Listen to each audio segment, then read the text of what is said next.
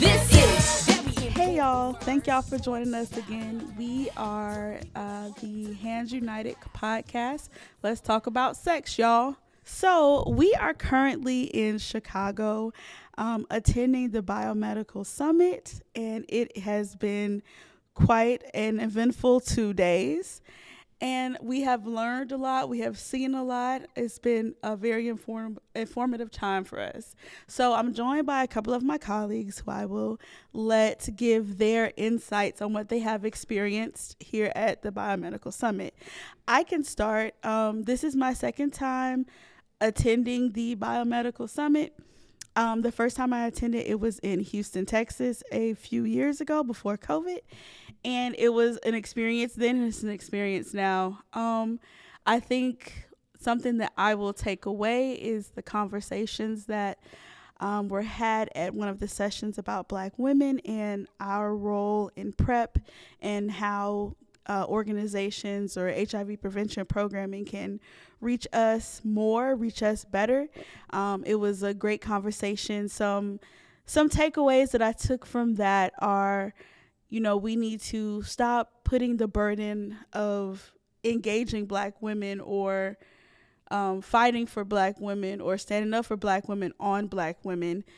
Some of that burden should be carried by our counterparts in our different populations. And if other people engage in engaging Black women in HIV prevention, we could have a wider reach. There was a lot of talk of how women in general are not included in a lot of the research for medications, especially for PrEP. Women are not included in those trials and those studies, and that's a real barrier to accessing women, kind of giving them the option as well, or additional options as well. So I went to a lot of sessions that focused on women, specifically Black women, as that is my passion. But I am going to pass the mic to one of my Hands United colleagues to let them talk about their experience in biomedical. Hey y'all, this is Caro speaking. This is my first time on this podcast, so thank you for having me, everyone. I just wanted to speak about a little bit of the sex positivity that I heard. So I'm coming from sex education, but teen pregnancy prevention specifically. And that's something new that I got to hear at this conference. There was a session on party and play and chemsex that I was able to attend that was entitled Responsible Hoeing. And I hope that Demetrius can speak a little bit more to that, but it was definitely informative and great to hear all of the sex positivity and that it wasn't just focused on risks. I think that that's really important when we're talking about HIV prevention or STIs in general, that there's still a pleasure component that people deserve to hear about and know about, regardless of their status. So that's just my little 2 cents. I may speak later. I'm going to pass it on. Hey y'all, it's me. How y'all doing? So, first things first about biomedical. I was with my tribe, y'all. And it's always refreshing to be at these conferences. Well, to be at any conference, but specifically at this one, there were a lot of people who look like me, a lot of people who live and love like me. So, for me, it was a very comforting space. Going back to some of the sessions or some of my major takeaways, I know my colleague Kato just mentioned about the chemsex session. Y'all, it was a lot, but it was good though. And in terms of responsible hoeing, they really use PrEP as like the anchor for that, to just be knowledgeable of the risks that you're choosing to engage in and understanding that these interventions do work, and to just empowering people to just be responsible in whatever they choose to do. So it's been great thus far. What I mean thus far, it's over with. So it was a great time overall. And yeah, I'm gonna speak a little more. I'm still processing my thoughts because I went to a lot of sessions specifically that spoke to a lot of like drug use and PrEP use, honestly, because I'm in Atlanta and, I keep my ear to the streets, but my feet at the house. And so I know what people are engaging in. And so I wanted to educate myself on what it looks like because there's been an increase in a lot of meth use, at least from what I've heard socially in the area that I'm in. And so I just kind of want to get what was happening. What does that look like? How do you do, not necessarily how you do meth responsibly, because I don't know if that's possible or not, but how do you protect yourself when you have lowered inhibitions that come from sex? So it was a lot to take away, and it's a lot that I'm looking to apply. So I'll pass it over to Kendra. Hey y'all, this is Kendra. This is my first time at the biomedical conference, and it was truly eye-opening. I come from a background of child and maternal health, specifically Black child and maternal health. So hearing about PrEP, you see the commercials and it's just like, oh, well, this is a drug for people who've been assigned male at birth. Well, that ain't me. So this was very refreshing to hear that I, as a Black woman who was assigned female at birth and going through life as a female, to hear that I am eligible for PrEP. And it just kind of put some thoughts into my head to have that conversation with my gynecologist at my next visit, and just to kind of, pick her brain, but also decide on what it is that I want to do, because at the end of the day, I am in control of my body and my sex life. And I definitely think PrEP is something that will benefit me in the long haul. Being a Black woman and being a millennial Black woman, dating is a bit tricky. So PrEP provides that extra security for us, because unfortunately we are the bottom of the totem pole. Nobody checks on us. Nobody sees if we're good.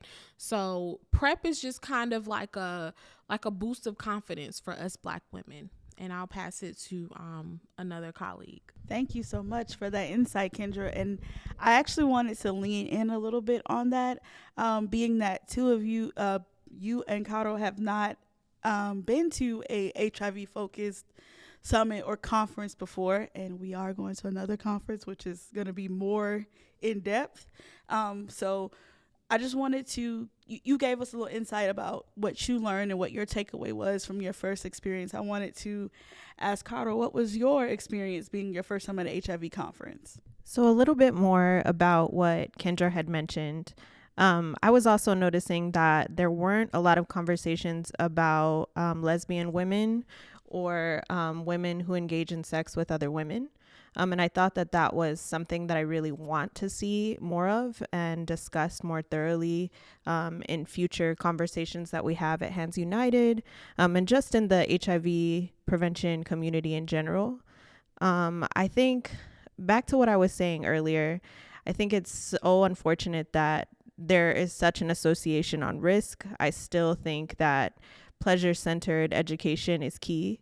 I think that people are going to be out here loving and doing their thing. So we need to make sure that is talked about, that they are not stigmatized for doing so, and that they know all of their options. So that's my biggest takeaway that I'm going to continue to take. Teen pregnancy prevention really isn't geared towards anything like that. So this is a really different perspective that I'm really grateful to have heard about. Thank you for sharing that perspective.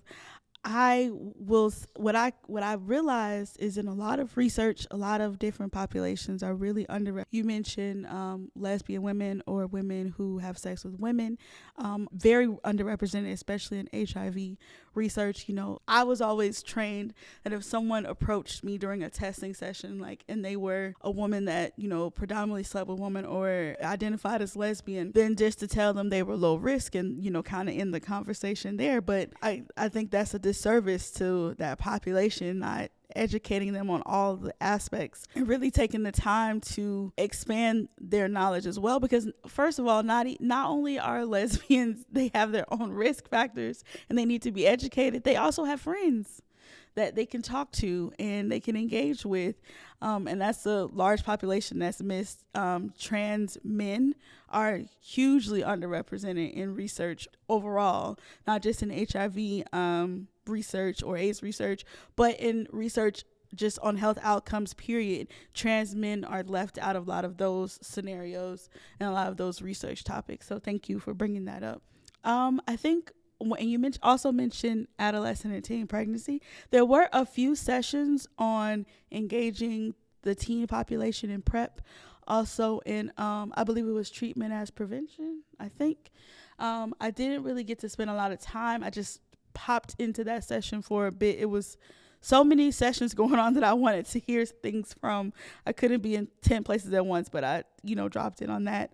I think that's another realm that we need to dive in a little bit more when it comes to HIV service prevention and also prevention as well. So I think everybody has given us their tidbits and their thoughts and their reactions to these last 2 days. Does anybody have any last words they want to leave us with? I don't know if it's last words, but I think it's things to think about.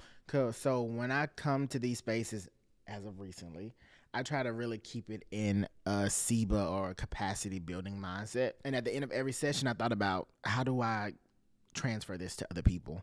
Like, now that I've gathered this, how do I include this in my delivery?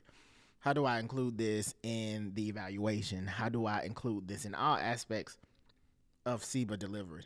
And I'm ready to have that conversation with my colleagues whenever this is over with, because I learned a lot. And it's the idea of, do we force, for lack of a better term, the things that we learn onto the people that we deliver, or do we strongly suggest them? Like, with everything that we learn, with all of our takeaways, as the people who increase the capacity or introduce skills or enhance skills or cultivate skills in people who directly do this work, what now? And so I just kind of want all of us to really think about that. When we go back to work on Monday, when we sit on our Zoom calls, everything that we learned, it's what now? Now, how do I increase somebody else's capacity now that I have a few other things in my Rolodex of knowledge at this moment in time? So I'm still contemplating that. For the listeners here, there's also something for you to think about for every conference you go to, is how do I deliver this to the next person? How do I teach someone else or engage someone else in this new knowledge that I have? So just leave you with a thought. I think I'll add one little note, and we may continue this as another conversation. But what I would like to see more of is maybe some different levels, different hierarchical levels attending conferences like this. I want to see some like leaders of health departments or organizations here kind of, this is a place where you could put your ear to multiple streets and get the pulse of what's going on multiple different avenues. So this is a place where leadership needs to be, people that that are in those rooms making those decisions. Those people need to be here hearing what the concerns are, hearing what the benefits are, hearing the great growths that have been made, the different research that has been done. Those people need to hear those things, and they need to attend these types of conferences to kind of get an idea of what is really needed, what's going on. So yeah, that's my last word. And with that, I guess we will close out our podcast for this session. Please subscribe to our podcast. Let's talk about sex, y'all. The Hands United podcast. So we are on. What are we on? Like, the platform? Yeah. Spotify, Apple Podcasts, YouTube. We can be on your mom's refrigerator if you want us to be. We can be everywhere. Just subscribe and join us on our next episode. Click the link in the bio. Subscribe, swipe right, double tap. All of that. All right. Thank you. Bye. I wanna talk